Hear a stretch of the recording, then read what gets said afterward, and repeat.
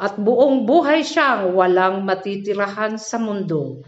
Lagi siyang mawawala at natakot si Cain na baka siya ay patayin sa mga lugar na kanyang patutunguhan. Kung kaya't siya ay nilagyan ng Panginoon ng marka o proteksyon. At siya ay nakarating sa lugar na ang pangalan ay Nod.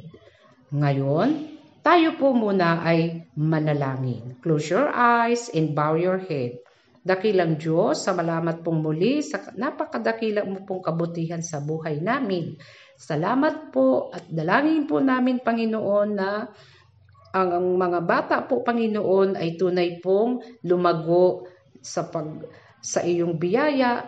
Sa paglaki po nila ay tunay po, Panginoon, na matutunan po nila at sila po ay tumayo sa iyong banal na salita, sa prinsipyo ng iyong banal na salita. Salamat pong muli, O Diyos, ikaw po ang manguna.